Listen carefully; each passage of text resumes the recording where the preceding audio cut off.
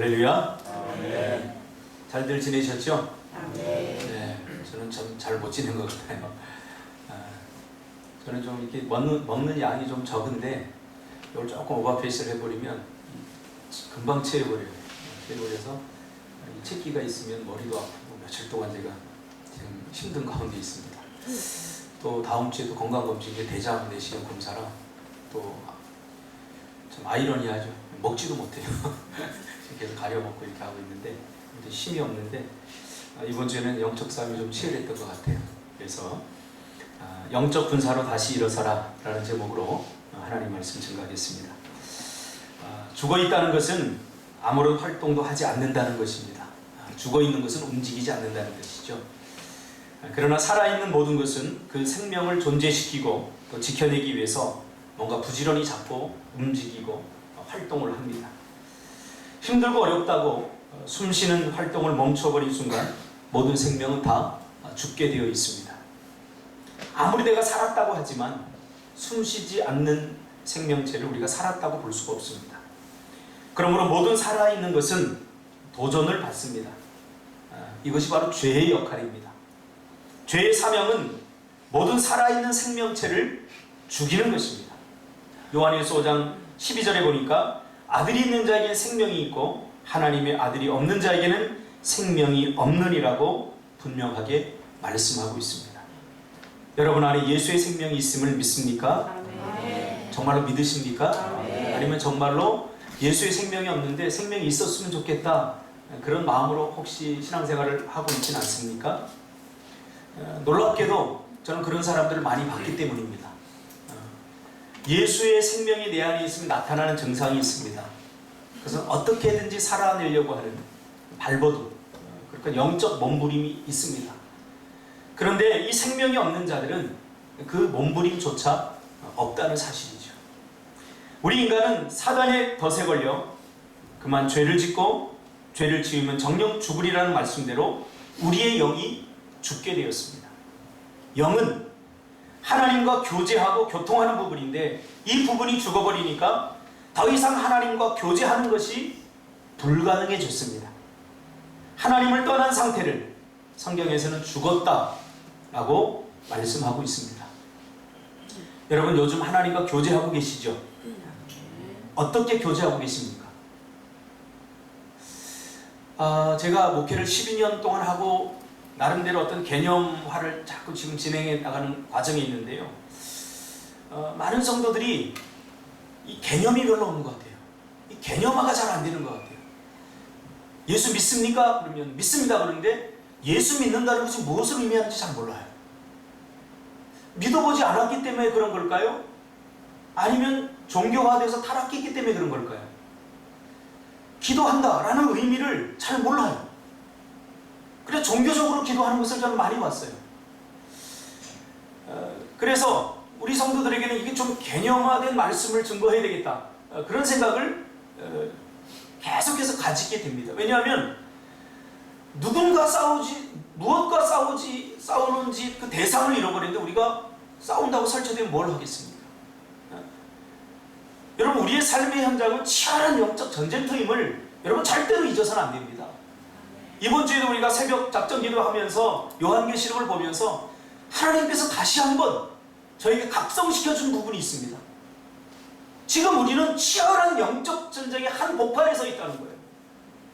사단이 쏘아올린 그 폭탄과 그 총알이 우리를 겨냥하고 있고 우리를 쓸어 넘어뜨리려고 사회적으로, 문화적으로, 또 우리의 마음적으로, 또 사람과의 관계 속에서 계속해서 우리를 무너뜨리려고 그렇게 하고 있다는 거예요. 여러분 이 의식을 느끼시길 바랍니다.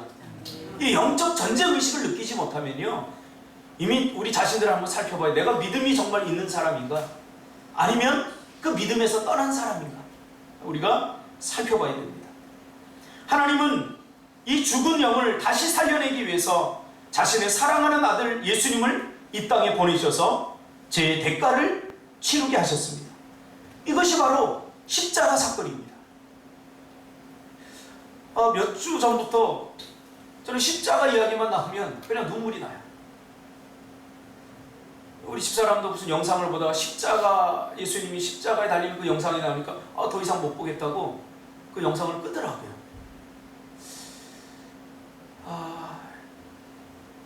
십자가 이 사건,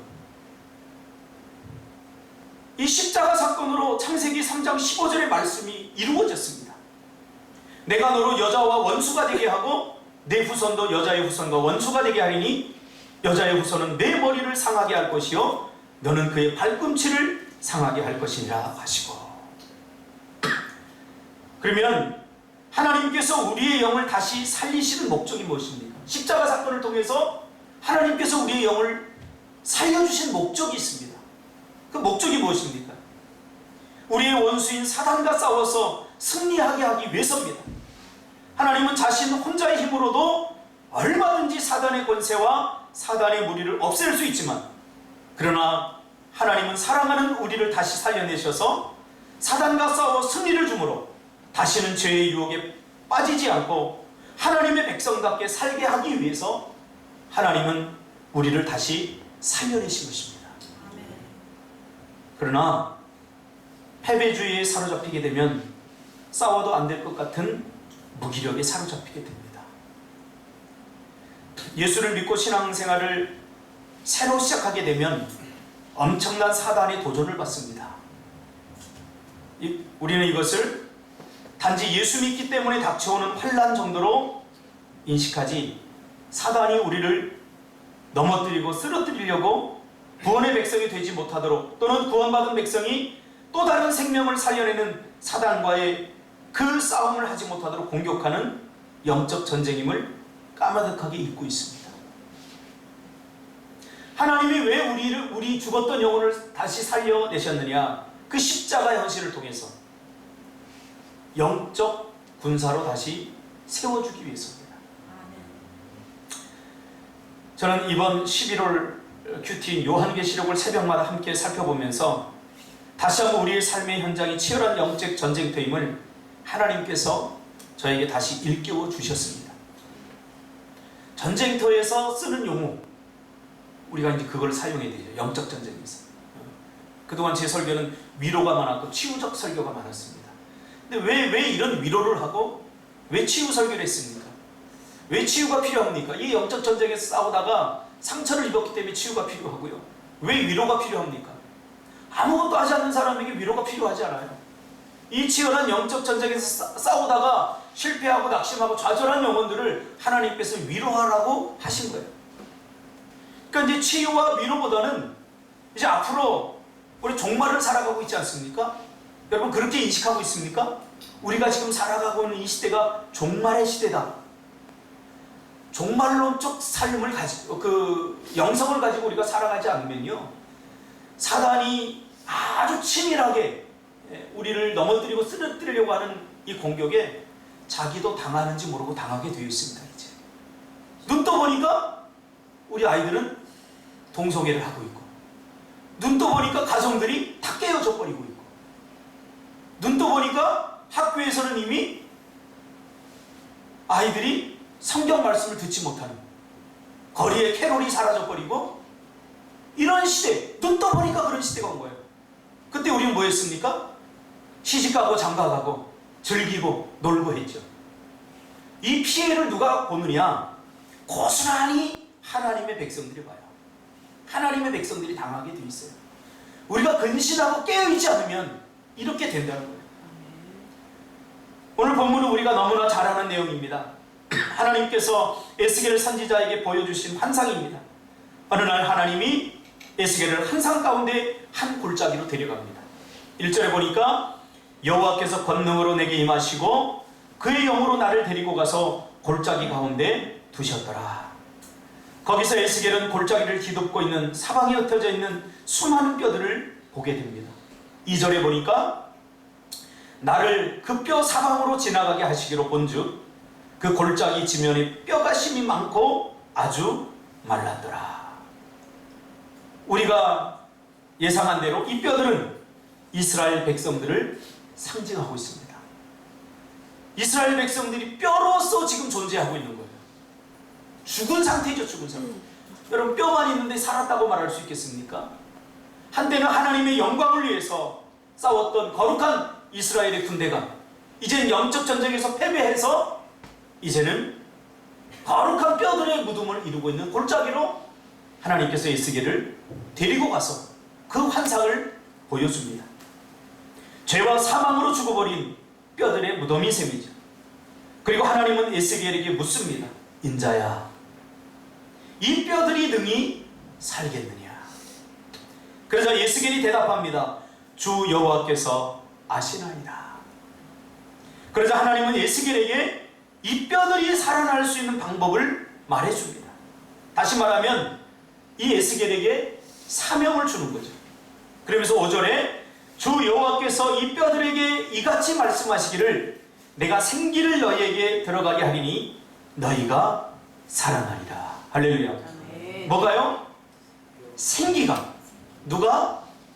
하나님께서 생기가 들어가게 하면 이 뼈들이 살아나겠다는 거예요. 자, 그런데 하나님께서 일방적으로 그 뼈들에게 생기를 넣어주시지 않아요. 오늘 본문 6절에 보니까 너희 위에 힘줄을 두고 살을 입히고 가죽으로 덮고 너희 속에 생기를 넣으니 너희가 살아나리라. 또 내가 여호와인 줄 너희가 알리라 하셨다 하라. 이렇게 말씀하고는 하나님께서 일방적으로 이 뼈들에게 생기를 넣어서 그리스도의 군사로 만들겠다라고 이야기하지 않고 누구를 사용해서? 너를 사용해서 너를 통해서 그 일을 이루어 가겠다라고 하나님께서 말씀하시는 거죠. 다시 말하면 죄로 죽었던 우리를 하나님께서 다시 살리시는 이 재창조에 우리를 동참시키기를 원하신다는 거예요. 그래서 7절에 보니까 내가 명령을 따라 대언하니 대언할 때 소리가 나고 움직이며 이 뼈 저 뼈가 들어맞아 뼈들이 서로 연결되었더라. 에스겔에게 대언하게 하셨습니다. 뼈들아 살아나라 라고 에스겔에게 대언하게 하셨고, 대언하게 되자 하나님께서 그 뼈들에게 생기가 들어가도록 하셨다는 거예요. 이것은 아주 놀라운 미래적 예언입니다. 이제 앞으로 첫 번째 창조가 실패하지 않았습니까? 죄로 말미암아. 이 두 번째 재창조에 하나님께서는 하나님 혼자 일방적으로 재창조를 하지 아니하시고 그 창조의 역사 가운데 우리를 동참시키기를 원하신다는 거죠. 그래서 내가 대언하면 내가 회복시키겠다 그 말이에요. 할렐루야. 이것이 우리에게 오늘날 복음 전도의 사명으로 나타나야 됩니다. 내가 살리는 것이 아닙니다. 내가 대언하면, 내가 복음을 전하면 하나님께서 역사하셔서 그 사람을 살리시겠다는 거. 할렐루야. 이 비전이 에스겔에게 지금 주고 있는 거죠. 재창조의 이 숨막히는 과정을 우리에게 자세하게 보여주고 있죠. 그러면서 8절에 그러나 생기는 없었다라고 말합니다. 하나님께서 흙으로 인간을 만드시고 생기가 없는 그 흙에 하나님의 영인 생기를 불어넣으셔서 사람이 되게 하셨듯이 말입니다. 그러나 이번에는 하나님께서 직접 생기를 불어넣으시지 아니하시고 에스겔에게 생기를 향하여 대언하라 라고 말하는 거죠. 그러자 생기에게 대언하여 이르기를 주 여호와께서 이같이 말씀하시기를 생기야 사방으로부터 와서 이 죽음을 당한 자들에게 불어서 살아나게 하라 하셨다 하라. 그러자 그 명령대로 대언하였더니 생기가 그들에게 들어가매 그들이 곧 살아나서 일어나 서는데 극히 큰 군대가 되었더라 라고 말씀하고 있습니다. 우리는 오늘 이 땅 위에 예수 그리스도의 새 생명으로 인하여 살아난 자들입니다. 그 어떤 모습으로 우리가 존재해야 되느냐? 그리스도의 거룩한 군사로 존재해야 된다는 거예요. 군사가 존재하는 목적은 싸우기에 있습니다. 누구와? 적이 있습니다. 사단이라고 하는 적이 있습니다.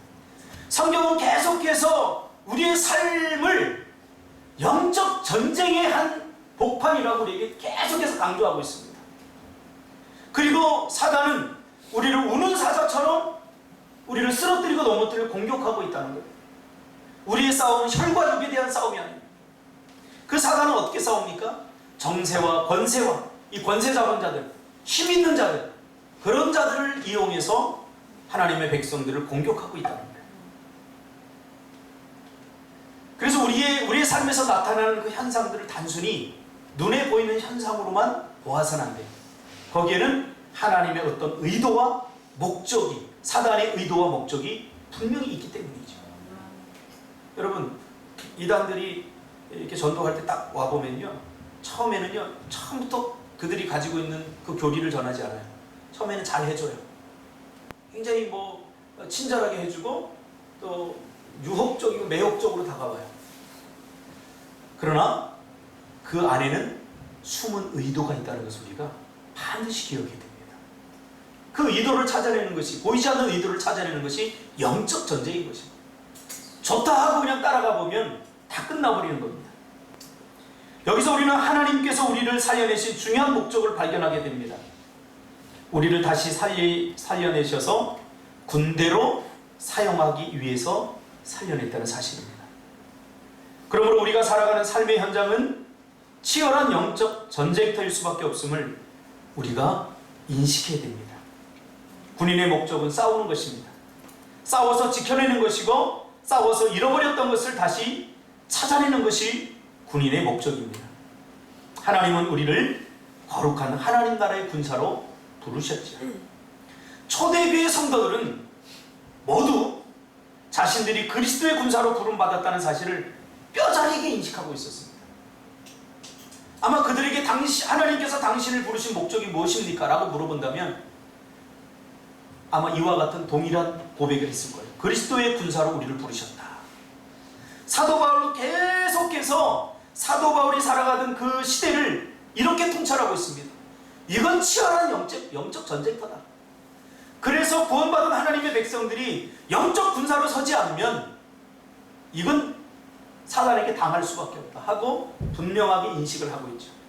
그래서 사도 바울이 서신서에 보면 영적 전쟁, 영적 군사 이런 말이 계속해서 반복해서 나오고 있습니다. 디모데전서 2장 3절에 보니까 너는 그리스도 예수의 좋은 병사로 나와 함께 고난을 받으라. 병사로 복무하는 자는 자기 생활에 얽매이는 자가 하나도 없나니 이는 병사로 모집한 자를 기쁘게 하려 함이라. 뿐만 아니라 사도 바울은 에베소 교회 성도들에게 우리의 대적인 사단과 싸움하는 현장을 더욱 적나라하게 보여주면서 그리스도의 군대가 갖춰야 될 무기들을 소개하고 있습니다. 에베소서 6장 11절에 보니까 마귀의 관계를 능히 대적하기 위하여 하나님의 전신갑주를 입어라. 우리의 씨름은 혈과 육에 상대하는 것이 아니요 통치자들과 권세들과 이 어둠의 세상 주관자들과 하늘에 있는 악한 영들을 상대함이라. 네, 요즘 이 사단이 우리의 마음을 많이 공격합니다. 특히 그리스도인들 가운데 우울증에 걸린 사람들이 많아요. 조울증에 걸린 사람들이 많아요. 그러면서 제가 이제 상담을 오랫동안 하지 않았습니까? 하면서 이게 뭐지? 상담하는 사람들이 하는 이야기가 뭐냐면 기도한다고 고쳐지지 않아요. 이렇게 얘기해요. 저 사람 저 우울한 게 기도한다고 고쳐지지 않아요. 저 우울증이 어떤 예배를 잘 드린다고 고쳐지지 않아요. 이렇게 얘기를 해서 이런 말을 들으면 어떻게 되냐면요, 기도도 별 소용이 없구나. 기도 외에는 이런 유가 나갈 수, 기도가 유일한 대안인데 기도 외에도 다른 게 있구나. 자꾸 우리가 이렇게 생각하게 돼요. 예배를 하고 하나님을 만나면 이게 해결될 수 있다고 생각했는데 예배를 잘 드리고 우리가 믿음 생활 잘해도 해결되지 않는 부분들이 있구나. 여러분, 이런 마음이 들면 어떻게 했어요? 신앙생활에 올인하지 않습니다. 믿음에 우리의 삶을 맡기지 않습니다. 그래서 실제로 제가 상담한 저희 성도들 가운데 그런 사람이 있었어요. 우울증에 걸려서 죽겠는데 잠이 안 오는 거예요. 며칠 밤을 한번 잠을 안 자보세요. 이거 죽을 맛입니다. 그러니까 같이 옆에 있던 집사님이 잠이 안 오면 술 한잔 해. 이렇게 한 거예요. 그러니까 너무 잠이 안 오니까 여러분, 우리가 말을 조심해야 돼요. 또 그 사람이 어떤 영향력이 있는 사람일수록 말 한마디가 굉장히 중요합니다. 이 사람이 그냥 듣고 흘려버렸을까요? 절대 그렇지 않아요. 사단이 그렇게 호락호락하지 않아요. 사단은 그 찌끄러기 같은 버려진 말도 하나님께서 저 사단이 주워 담아 사용합니다. 어느 날 정말로 죽겠는 거예요. 며칠 밤을 새웠는데. 그러니까 이 집사님 마음속에 한잔 해볼까? 그런 생각이 든 거예요. 그러니까 자신이 없으니까 소주는 못 마시고 도수가 약한 포도주, 뭐 성찬식에도 좀 마셔봤으니까 이거 한번 마셔보겠다. 그리고 요만한 잔에다 한 잔 마신 거예요. 뜨거운 것이 목을 타면서 쑥 들어가. 어떻게 하냐고요? 저도 많이 마셔봤어요. 다 들어가는데 한 잔 먹으니까 너무 기분이 좋은 거예요. 지금까지 느껴보지 못한 어떤 짜릿함이 있어요. 준석 집도 안 마셔가고 저 나를 막 정지하듯이 바라보네. 2잔 들어가고 3잔 들어가니까 노릇해지니까 지금 잠이 확 와요. 그렇게 해서 하루 자고 또 다음에 잠 안 올 때 어떻게 하겠어요? 그거 또 찾죠. 자고. 이게 중독입니다. 이게 알코올릭이 돼버렸어요. 중독이 뭐냐면 자꾸 땡기는 거예요. 자꾸 땡기는 거예요. 여러분 뭐가 땡기십니까? 말씀이 땡겨야 됩니다. 이런 거는 굉장히 건강해요. 말씀이 땡기고 기도가 땡기고 이래야지. 네. 뭐 이렇게 술이 땡기고 여자가 땡기면 섹스 중독이에요. 물론 뭐 정상적인 방법 안에서 하는 건 괜찮은데 섹스 중독이 돼요. 지나치게 사람을 의지하면 관계 중독이 되는 거예요. 이거 영적 전쟁입니다. 이렇게 하나님의 백성들을 무너뜨려 가는 것을 저는 너무나 많이 봤어요. 너무나 많이 봤어요. 새벽에도 말씀드렸듯이 사단은 세상 주관자들, 영향력 있는 정치적 세력이나 사단의 사람들을 통해서 하나님의 백성들을 무너뜨리려고 합니다. 지금은 여러분 동성애 문제가 에이 설마 라고 이야기하죠. 자, 우리보다 시대적으로 앞서가 있는 유럽이나 미국 혹은 문화적으로 앞서가고 있는 그 나라를 우리가 거울 삼을 필요가 있어요. 그 나라들이 어떻게 무너져가고 있는지. 제가 새벽에도 잠깐 이야기했지만 우리 김성훈 집사님 홈스쿨을 하잖아요. 어떤 마음에서 홈스쿨을 했는지 짐작이 가요. 지금 우리 아이들도 학교 갔다 오면 동성애에 관해서 아주 일반적으로 가르치고 있어요. 동성애가 정상적이다라고 가르치고 있다니까요. 성의 한 편향성이다. 누구나 먹고 싶은 것이 다 있잖아요. 김성훈 집사님 지금 뭐 먹고 싶어요? 김치찌개. 우리 배혜선 집사님 뭐 드시고 싶어요? 그래 아무거나 얘기하면 되는 거예요. 예? 귤. 네. 자, 그러면 다 인정해 주자 이거예요. 김성훈 집사님 김치찌개 그거 나트륨 너무 많이 들어가서 그거 먹으면 죄야. 왜 그런 걸 좋아해? 배혜선 집사님처럼 나처럼 귤을 좋아해야지. 이러지 말자는 거예요. 다 인정해 주자는 거예요. 기호야. 이게 다원주의입니다. 이게 종교로 한번 들어와 보세요. 그러면 불교, 유교, 기독교 왜 나눠? 어차피 꼭대기 가면 다 만나는데 이게 그게 하나님이야. 그러니까 기독교 너희들만 구원이 너희들에게만 있다고 말하지 마. 그래서 기독교가 왕따를 당하고 있죠. 그렇죠? 이 절대주의, 성경의 가치가 자꾸 부인되고 있어요. 성경에서 분명히 동성애를 죄라고 말하는데 아니 난 태어날 때부터 난 남자인데 어떻게 잘못해서 신이 여자처럼 만들어놨어. 그러니 나 다시 남자가 될 거야. 내가 생각하는 것도 내가 말하는 것도 다 남자인데 뭐예요? 조물주를 부인하게 하는 거죠. 창조주 하나님을 부인하게 하는 거죠. 우리가 잘 알아요. 이게 단순히 기호의 문제가 아니라니까요. 기호의 문제. 이런 것들을 자꾸 가리키고 성경에 반하는 성경의 가치를 자꾸 깨버리는 이러한 일들을 사단이 누구를 통해서? 정치적 세력들을 통해서 세상에 가치 있는 영향력을 발휘하는 사람들을 통해서 그렇게 하니까 하고 있다는 거예요. 우리가 여기에서 무엇을 하고 있냐 그 말이죠. 저는 너무나 안타까워요. 이번 주에도 아마 이런 것 때문에 내가 영적으로 굉장히 힘들었던 것 같아요. 더군다나 지금 제가 이제 방송 사역을 좀 하면서 이제 극동방송 설교도 하고 이제 CTS도 제가 이렇게 나가면서 처음에는 안 하려고 했어요. 이런 것들. 우리 교회도 작은데 내가 뭐 이거 할 필요가 있겠느냐. 그런데 이번 주에도 그 CTS 방송 관계자들 이렇게 만나서 얘기하면서 이거 해야 되겠다는 생각이 들어요. 어제도 김의선 PD, 극동방송 PD 만나서 얘기하는데 이거 해야 되겠다는 소리를. 왜냐하면 설교도 이제 제 마음대로 못해요. 제가 만약에 동성애에 대한 설교 하잖아요. 수많은 사람들이 저를 법적으로 고소할 거예요. 그래서 이 김의선 PD도 예민한 부분을 피해 주세요 그렇게 얘기를 해요. 그 예민한 부분이 무엇입니까? 그 예민한 부분이 성경적 가치라고 한다면 여러분 설교하다 죽어야죠 목사가. 그 여러분들이 우리 목사님 저기 동성애 그 인권단체에서 뭐 고소당했대 어떻게 하나 지켜볼까 이러면 그럴 거예요. 이게 우리의 문제 아닙니까? 지금 이런 영적 최전선에서 사단은 우물사자와 같이 우리를 공격하려고 너무 쓰러뜨리려고 한다는 거예요. 제가 제 친구도 기독교 연합회 그 단체 모임이 있어서 가서 설교를 했는데 동성애 설교를 했어요. 이거는 하나님께서 기뻐하지 않는 거다 라고 했더니 16개 단체에서 고소고발이 들어가 버렸어요. 그것 때문에 목회를 못 하겠는 거예요. 법원에 가서 싸워야 되잖아요. 우리들은 뭘 하고 있죠? 우리들은 뭘 하고 있죠? 그냥 나에게 아무 일이 일어나지 않고 오늘 하루를 그저 잘 보내면 이것이 하나님의 은혜고 하나님의 축복이구나. 그러니까 자문이 잘 들어야 됩니까? 저는 이번 주에 제가 이런 절박함을 깨달으면서 더 마음이 좀 힘들어졌어요. 제가 이번 주 극동방송 설교도 아달랴가 이렇게 공격하는데 여러분 우리가 나서야 될 때 아닙니까? 그걸로 제가 결론을 맞죠. 극동방송 설교도. 우리가 할 수 있는 게 없다고요? 아닙니다. 기도부터 시작하면 돼요. 영적 세력, 하나님의 살아계심을 믿습니까? 하나님의 일하심을 믿습니까? 그러면 우리가 할 수 있는 것은 기도부터 시작해요. 기도하다 보면 하나님께 방법을 열어주실 거예요. 기도하다 보면 하나님께서 일하실 거예요. 이번 주에도 저번 주에 이제 제 친구들이 와서 이야기를 하는데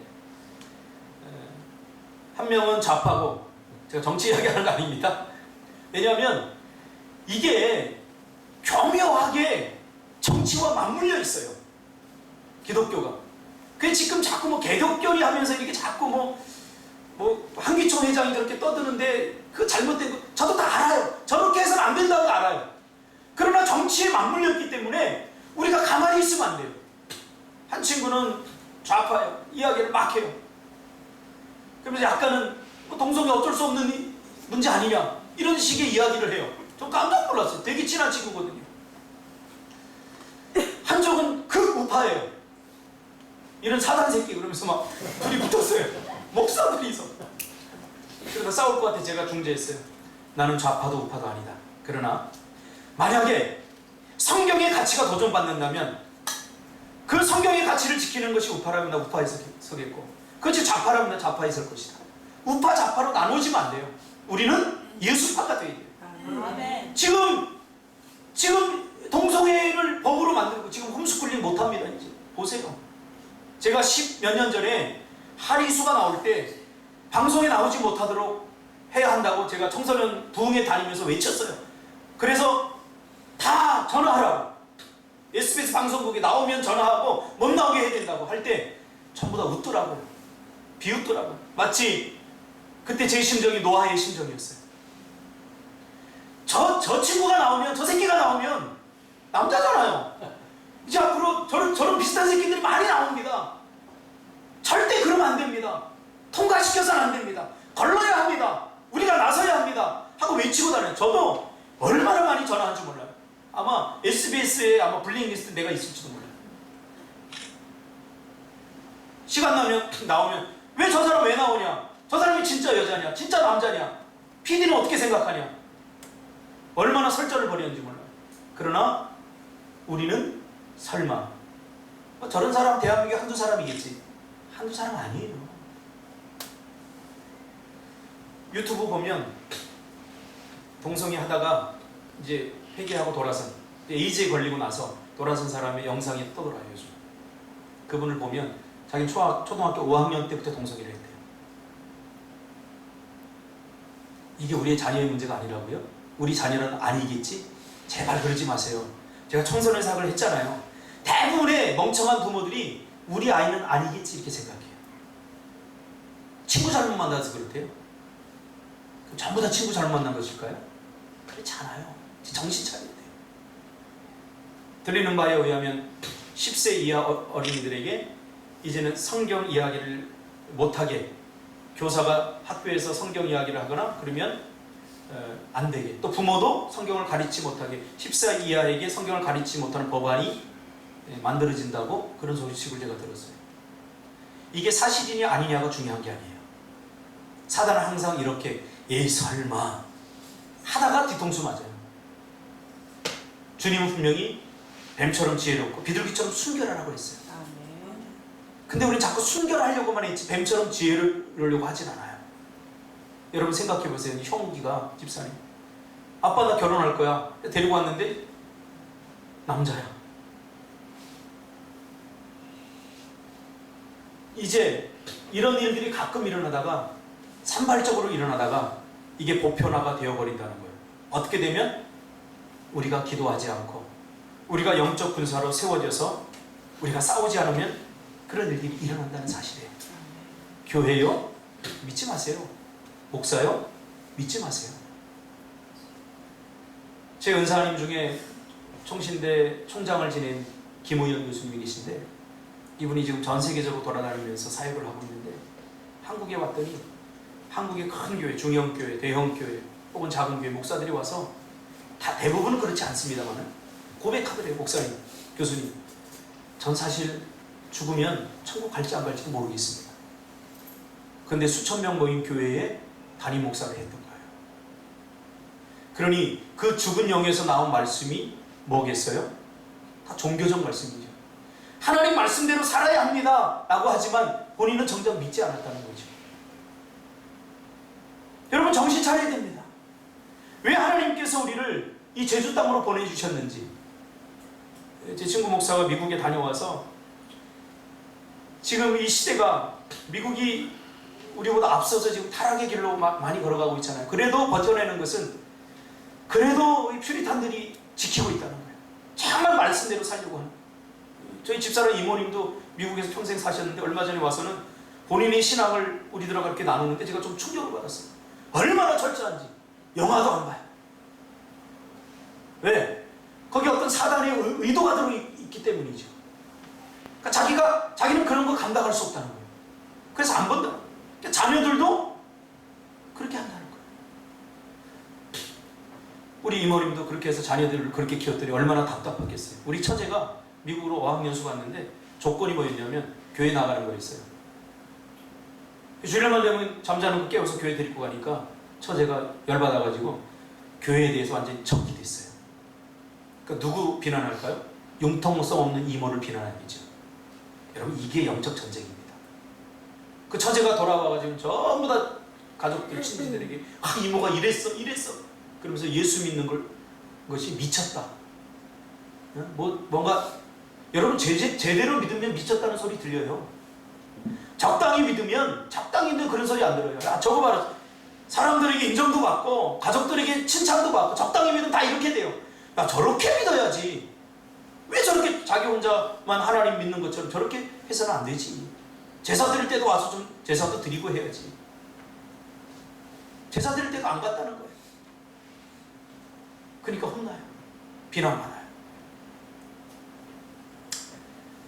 여러분 깨어 기도해야 됩니다. 영국에서는 이미 홈스쿨링 반대 못하게 법적으로 법제화를 시켜버리고, 이번에 친구도 갔다 왔더니 이런 것들이 너무 세속화가 빠르게 종교화가 빠르게 진행되니까 미국에서 나타난 현상이 예수 제대로 믿으려고 하는 사람들 공동체를 이루어서 마을을 조성하고 했다는 거예요. 그래서 그 마을 중에 몇 마을을 돌아왔더라고요. 근데 한 마을에서는 아이들을 저렇게 키워요. 영화도 못 보게 하고 핸드폰 다 없애고 이렇게 키워요. 그러니까 얼마나 그 아이들이 이게 목말라 있을까요? 그래서 이 아이들이 한 20세가 되면 이제 18살이 되면 다른 주에 가서 살아도 된다. 자유를 준대. 근데 자유를 주면 아이들이 100명이면 100명 다 나간대. 남아있는 사람 한 사람한테. 이 죄의 편향성이 엄청 무섭습니다. 다 나갔다가 2년도 안 돼, 채 2년도 안 다시 돌아온대요. 뭐 때문에? 이건 아니지. 세상이 얼마나 타락했는지, 왜 우리 엄마 아빠가 못하게 하고 이것을 막았는지 뼈저리게 그 아이들이 그 현장에서 보고 온다. 상식적으로 생각해도 이러다가는 세상이 망할 것 같고, 상식적으로 생각해도 이러다가는 가정이 뭐 이루어질 것 같지가 않고, 이러다가는 다 죽을 거예요. 지금 우리나라에서 이 에이즈 환자들 인권이라고 딱 목걸이 하나 걸어놓고선 그 사람들을 드러내지 못하게 하잖아요. 만약에 그 사람이 에이즈다라고 밝히면 처벌받잖아요. 근데 어떤 일이 일어나고 있는 줄 아세요? 그 유튜브 보니까 그 사람이 밝혀지지 않는 에이즈 환자들이 아무하고나 가서 성관계를 맺어가지고 에이즈가 확산되고 있어요. 특히 10대들. 제가 좀 여러분 설마 그럴 것 같아 제가 이야기 안 하는데, 우리 노예에 이런 동성애 사역을 하는 친구가 있는데 그 나이 드신 목사님이 계신데, 그 이야기를 들으면 제가 좀 충격을 받아요. 여러분, 이젠 이게 남의 일이라고 생각해서는 안 돼요. 저와 여러분의 문제이고, 더 나아가서는 우리 자녀들 세대의 문제예요. 우리 자녀들이 살아야 되는 삶의 터전이 어땠으면 좋겠어요, 여러분. 우리가 죽더라도, 우리가 목숨 걸더라도, 우리가 손해보더라도 이 부분들 지켜나가야 되지 않겠습니까? 그래서 하나님께서 저를 이곳으로 보내주시고 또 방송 쪽으로다가 이렇게 자꾸 하신 것은 저는 다른 뜻이 있다고 보지 않아요. 저라도 소리 내려고 합니다. 저라도 소리. 그러니까 여러분들이 해야 될 일이 뭐래요? 제가 고소당하면 돈 좀 많이 벌어서 목사님 고소 고발 전담팀이 하나 있어가지고 내가 마음껏 복음을 전하도록. 할렐루야. 제 이야기가 아니라 미국 교회는 건강 그런 교회들이 있어요. 실제로 하도 목사님이 복음을 전하는데 고소고발을 이단들이 하고 이 동성애자들이나 이런 친구들이 하니까 그 만들어가지고 전담을 해버리는 거예요. 사단이 분명한 목적과 의도를 가지고 공격한다면, 우리가 지금 여러분 내가 이야기하잖아요. 무엇을 먹을까 마실까는 그 나라와 의를 구하는 일에 우리가 헌신해버리면 하나님께 다 알아서 해주셔요. 아멘. 지금까지 그랬어요. 지금까지 그랬어요. 제가 지금까지 돈 벌려고 애쓰고 노력한 적도 없고요. 우리 아이들 학원 한번 보낸 적이 없어요. 그런데 하나님께서 키워주시고 인도해 주셨어요. 아멘. 여러분 이거 가치를 보니까 40억이 넘더라고요. 이야, 제가 언제 이거 뭐 벌려고 제가 뭐 애쓰거나 힘쓰고 제가 투자도 몰라요. 오죽하면 제가 산수를 못해요. 수학을 못하는 게 산수를 못해요. 그래서 노예에서 뭘 이렇게 맡기면 집사람이 다 해요. 재정 정리나 이런 것들을. 좀 숫자하고 저는 안 친해요, 별로. 옛날부터 시 같은 거 좋아했는데, 책 읽고 그런 거 좋아했는데, 숫자만 나오면 머리가 아팠어요. 제가 그렇게 분석적이거나 논리적이 그렇지 않아요. 그냥 하나님의 뜻을 따라 순종했더니 하나님께서 주시는 거예요. 아멘. 여러분 보세요. 앞으로도 그렇게 할 것입니다. 아멘. 1000억의 비전을 이야기할 때 다 비웃었어요. 제가 12년 전에 교회를 개척하면서 성도들이 그랬어요. 앞으로 우리 교회는 이런 학교를 할 겁니다. 앞으로 우리 이렇게 살 겁니다. 박사훈 집사, 집을 지어서, 사훈 집사, 아이 컨택 해야지. 집을 지어서 우리 같이 살기로 했었지. 이게 그냥 우연히 이루어진 게 아니잖아요. 여러분들은 다 잊어버렸을지 모르겠지만, 내가 말한 대로 하나님께서는 응답하셨고 역사하셨습니다. 그래서 말 한마디 조심하세요. 옆 사람이, 부부도 마찬가지예요. 옆 사람이 그 아내가 자꾸 부정적인 말하면 입을 한번 쳐버리세요. 그건 괜찮아요. 부폭행 아니에요. 왜? 그 말한 대로 되어지기 때문에 그래요. 여러분 정말로 저는요, 우리 부부 관계 너무 좋습니다. 저는요, 살수록 이뻐요, 우리 아내가. 할렐루야. 아멘. 얼마나 사랑스러운지 몰라요. 그런데요, 저희 집사람 입에서 불평이 나오거나 누구 흉보려고 하는 이야기가 나오면 저는 그만해! 라고 얘기해요. 기분 나빠서 나에게 대해서 안 좋은 감정을 갖더라도 저는 그 다음이 어떻게 되리라 저는 다 예상해요.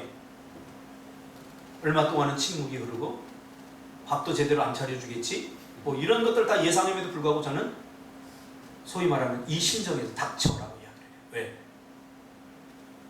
그 말대로 되기 때문에. 안 된다고요? 됩니다. 저는 말을 연구하는 사람입니다. 언어를 연구하는 사람. 상담자는 다른 거 아니에요. 그 사람의 말을 하면서 그 사람 마음속에 있는 의도나 그 사람 마음의 상처를 파내는 사람이거든요. 그래서 말을 하면 알아요. 어느 정도. 아하, 이분이 어떤 상처가 있구나. 어떤 마음의 아픔이 있구나. 어느 정도 알아요. 사단이 그것을 사용해요. 그래서 여러분, 믿음의 말을 해야 됩니다. 성경의 말을 해야 됩니다. 왜 성경을 읽어야 되는 줄 아세요? 성경을 읽으면요, 이 안에 성경이 인풋이 되면 뭐가 아웃풋될까요? 성경이 아웃풋돼요. 근데 부정적인 것들이 인풋이 되면 뭐를 써요? 여러분, 황금알을 먹으면 황금이 나와요. 똑같아요. 그래서 성경을 읽으라는 거예요. 부정적인 사람들, 희망이 없는 사람들, 마음이 허한 사람들, 그래서 괜히 우울증이라고 진단받아야 세상에서는 우울증 절대 못 고칩니다. 마음을 어떻게 고치는데요? 누가 고치는데요? 제가 전문가로서 이야기할게요. 그냥 우리의 인체에 호르몬 조절을 할 뿐이에요. 약이, 우울증 약이. 그래서 그 약을 좀 깊어지면 약을 쓰는데 완전히 다른 뇌 기능 쪽을 마비시켜버려갖고 다른 쪽에 문제가 생겨요. 아마 정신과 의사나 상담자들은 그런 게 있죠.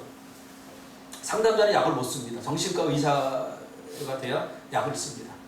그래서요, 그 사람도 돈 벌려고 절대 상담 많이 하지 않습니다. 왜? 약 주면 끝나는데요. 자기가 상담 많이 한다고 이게 고쳐질 거라는 기대가 전혀 없어요. 제가 인턴을 하면서 정신과 의사를 만나서 그들의 솔직한 고백을 들었어요. 또 예수 믿지 않는 상담자들이 상담하는 걸 보세요. 오히려 본인들이 무슨 생각을 하는지 알아요? 제가 많이 들었어요. 네 주제를 알아라. 너도 네 마음도 뭐 어떻게 컨트롤 못하면서 누구를 고쳐주겠다, 이런 마음이 드는 거예요. 저도 들었어요. 오직 하나님의 말씀밖에 없어요. 성령 카운셀러 아닙니까? 성령께서 고치시는 거예요. 성령께서. 여러분, 종자연이라는 곳이 있죠. 종자연. 이정훈 교수님, 여러분 그 유튜브 좀 보세요. 다른 거 내가 권유 안 하는데 이정훈 교수님의 유튜브를 보세요. 거기에 보면 복음 처음부터 끝까지, 이분이 완전히 그 대학교 2학년 때 출가를 했어요. 그랬다가 CTS 듣다가, CTS를 왜 들었냐면 CTS에서 나오는 목사님들 비판하고 교회를 무너뜨리려고 듣다가 회심했어요. 회심해가지고 지금 전 세계 돌아다니면서 복음을 전하고 있어요. 이 종자연이 뭐 하는 곳이냐면 교회를 무너뜨리려고 각각 하다 보니까 어떻게 되느냐, 이분이 법철학을 연구했어요. 법철학 박사예요. 아, 법으로 다 누르면 되겠다. 그래서 법적으로 연구한 거예요. 예전에 그 어떤 친구가 서울에서 미션 스쿨에서 예배 못 드리게 하는 거, 그것도 다 이 사람의 작품이에요. 이 사람이 뒤에서 다 봐준 거예요. 예전에 길거리에 지저스 러브 유 해서 하나님은 당신을 사랑하며 교회로 오세요, 이 간판도 다 못하게 만든 사람이 이 사람이에요. 근데 이 사람이 교회를 공격하려고 하다가 CTS를 들으면서 각 목사님들의 설교를 연구하다가 어떤 목사님이 죄에 대해서 설교하는 설교를 그 자리에서 회심해버렸어요. 그래가지고 지금은 전국으로 다니면서 사단의 음모를 드러내는 이러한 사역을 했어요. 아주 군더더기 없어요. 이분의 강의를 들으면 군더더기 없어요. 혹시 믿음에 확신이 없는 사람, 이 사람 설교를 한번 들어보세요.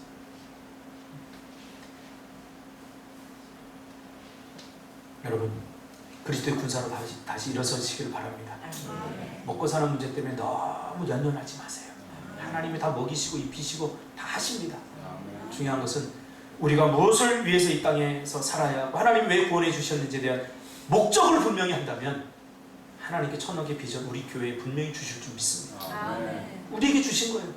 과거에 많은 사람들이 우리가 이런 공동체를 이루고 꿈틀학교를 한다고 하니까 다 비웃었어요.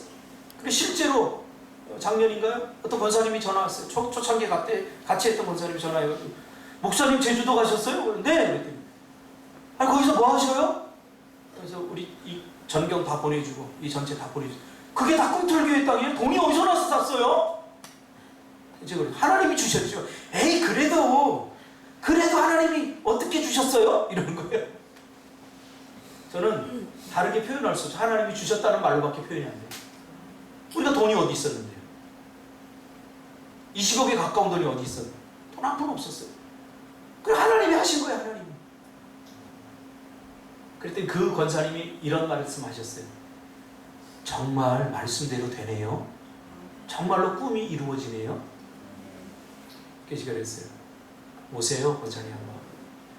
그 아들 제 제자거든요. 제가 훈련시켜서 꿈의 학교도 보내고 지금 네덜란드로 어디죠? 그쪽 근처로 지금 유학가 있거든요. 한번 오세요. 그랬더니 이제 못 오셔요. 우리가 말씀을 믿지 않아요. 사실 우리 그리스도인들이. 여러분 믿습니까 정말? 우리 회개해야 돼요. 이것 때문에. 말씀대로 되어지는 걸 정말 믿으면서 살아가십니까? 이게 믿어지면요 얼마나 힘든지 몰라요. 제가 그랬어요. 말씀이 믿어지니까 힘들어요. 초창기에 제가 개척을 하고 나서 이 말씀이 믿어지니까 성도들한테 얘기하니까 아 목사님 이거 나중이야 나중. 지금은 아니에요. 그런 사람들 앞에 자꾸 설교를 하고 하나님께서 이렇게 역사하신다고 자꾸 비전을 주고 꿈을 주니 그분들은 얼마나 힘들었겠어요. 여러분 믿든지 안 믿든지 열왕기 상하의 주제 그러잖아요. 여호와가 만일 하나님이면 그를 섬기고 바알이 하나님은 그를 섬겨라. 두 발 다 거치지 마세요. 더 힘들어요. 적당히 하지 마세요. 제대로 하시기 바랍니다. 아멘. 제대로 하면 제대로 된 은혜를 받아 누리게 돼요. 아멘. 그때 그 1000억의 비전이 우린 지금 꿈 같지만 저는 단 한 번도 의심해 본 적이 없어요. 아멘. 우리 가운데 누구 한 사람이라도 이 비전을 붙들면 하나님께서 이루셔서 아멘. 저는 지금 한 사람만 1000억 벌면 우리 교회 다 해결돼요. 이제 매년 미얀마 가는데 지금 뭐 카드에서 긁어서 가고 1년 내내 갚고 그런 일 없어요. 누가 갈고 할 때 여러분 이사야처럼 주여 내가 여기 있나이다 나를 보내셔서 고백하시기 바랍니다. 이번 주에도 CTS 제가 그 이사 모임에서 갔는데 선월교회 장로님 한 분이 운영 이사가 됐어요. 그 작은 교회예요. 작은 교회. 작은 교회인데 방송사역 하려고 들어오신 거예요. 작은 교회 살리려고 그 교회 갔고요. 그 작은 교회. 보통 좀 자기 미신도 드러내고 하려면 성안교회나 이런 큰 교회 가거든요. 근데 그 교회 갔어요. 가서 그 교회를 그 한 분이 가니까 교회가 재정이 사니까 그 다음 그걸 가지고 이제 전도하고 막 활력 있게 하니까 그 교회가 좀 부흥되고 있어요. 그래서 하나님이 이 CTS 사명 주셔갖고 이제 헌신을 하게 됐어요. 그 교회 목사님하고 이렇게 나와서 이제 인사하는데 좀 부럽더라고요. 어떤 면이고 그 사람의 돈이 부러운 게 아니라 그분의 신앙, 그분의 믿음. 그 돈 벌어 자기 잘 먹고 잘 살겠다고 버는 게 아니라 괜히 몇 천만 원을 쾌척할 수 있는. 그러니까 제가 여러분들에게 늘 이야기하잖아요. 1000만 원을 11조 하고도 아깝지 않아야 돼요. 그럴 만큼 하나님 벌어야 돼요. 왜 100만 원 내고도 아까운 줄 아세요? 몇 번 안 되는데 내려고 하니까. 그러니까 좀 지경을 넓히세요. 이왕 사는 거 저는 그렇게 살았으면 좋겠어요. 제가 목회자이기 때문에 제가 돈하고는 이게 하고 사는데 여러분들 목회 헌금 많이 안 하려면 목회하세요. 그러나 목회하기 싫으면 사명이에요. 사명. 근데 1000억의 비전을 이루려면 달라고 하지 말고 먼저 쓰세요. 걸맞게 쓰세요. 그러면 하나님이 채워주셔요. 하면 하나님 주면 쓸게요. 그런 사람 단 한 번도 쓴 적이 없어요. 통계적으로 나와 있어요. 내가 천국 가면 내가 보여줄게요. 그러나 지금 가지고 있는 거 작지만 그것을 쪼개고 하나님 앞에 자기를 쪼개서 드릴 때 하나님께서는 흘러넘치게 하셨습니다. 기도하겠습니다. 하나님 고맙습니다. 우리 꿈틀교